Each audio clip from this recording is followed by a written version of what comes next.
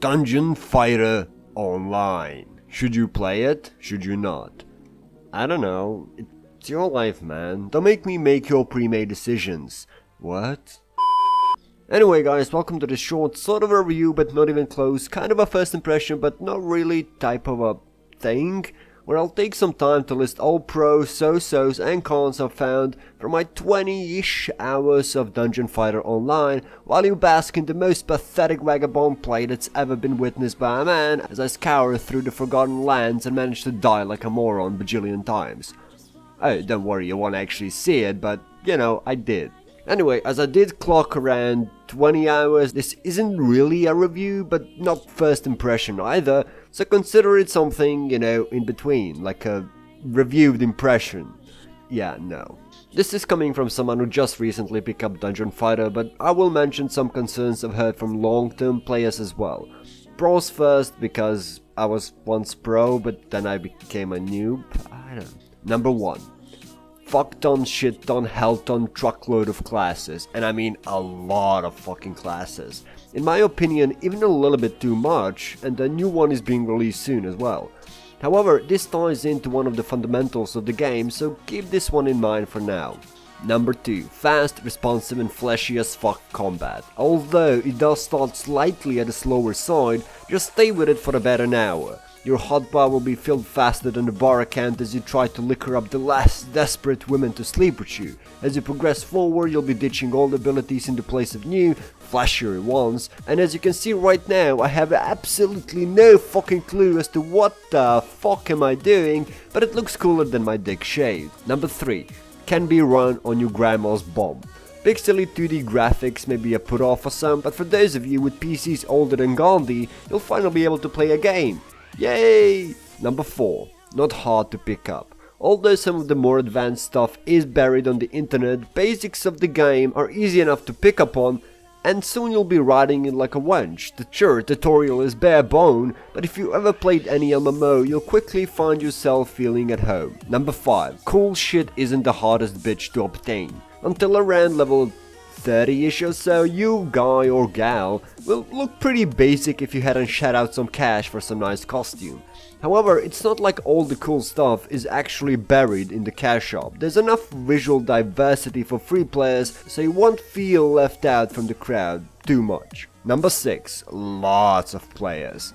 It may be because it's just been released on Steam, but I've seen fuck ton of players. I managed to always find a party within 2 minutes or so, although playing it solo is just as easy if that's your preference, since you'll be beating shit faster than your dick. Number 7. Difficulty spikes.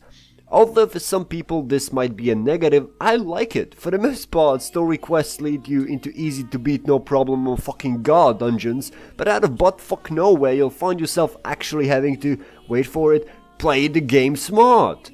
Enemies will start CC chaining you, dealing far more damage, having so much HP you'll wanna kill yourself, mechanics you need to abuse in order to even have a chance of defeating them, playing smart, etc. It really surprised me and had me dying a few times because I was so used to the game being broken easy, but I liked the surprise. Number 8. Content diversity. At least so far during the leveling. I've seen a lot of content diversity from dungeons, monsters and stuff to do. I'm pretty sure it will dwindle down towards the end game, but so far I've seen enough visual flair that I feel comfortable putting this as a final pro. So things. Number 1. Fatigue system.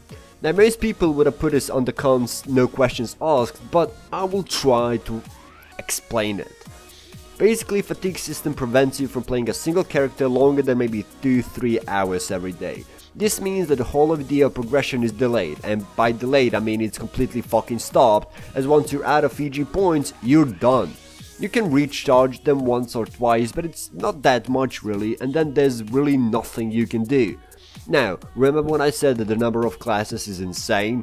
Well, this is where it comes into play. Basically, game encourages you to level up more than one character, and since most classes are pretty diverse, it's not even that much of a problem.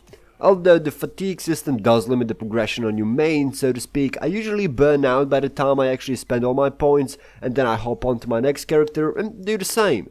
Again, for some this may be a huge con, but it's honestly not as bad as it sounds, kind of.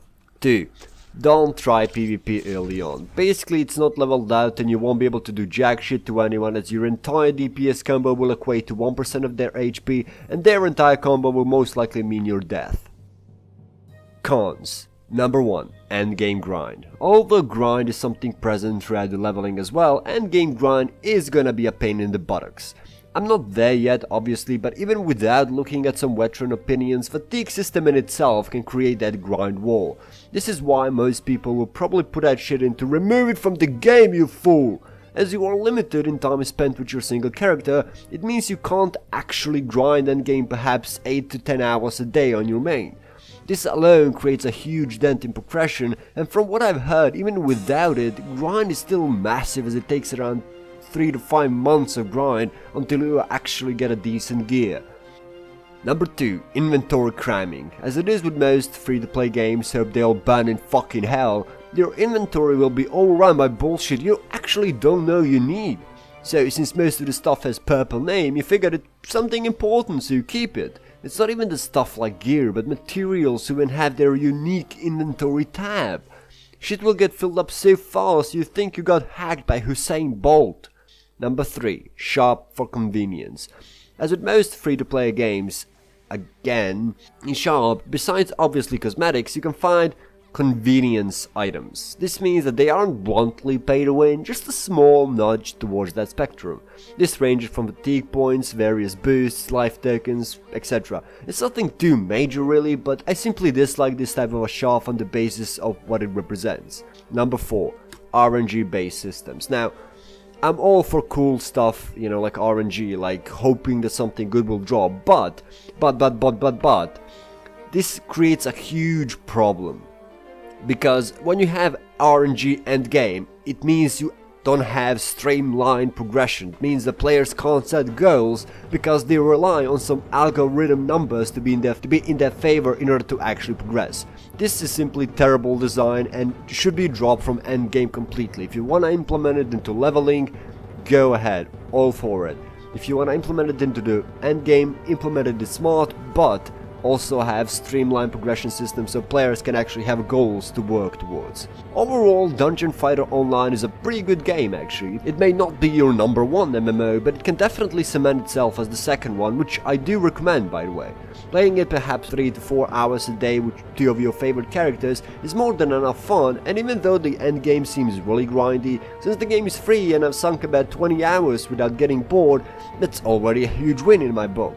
It's one of the few MMOs for a while that's been able to hold me for longer than 10 hours, and hopefully it will hold me a bit longer as well. Thank you guys for watching, and see you in the world of Dungeons and Fighters and Online.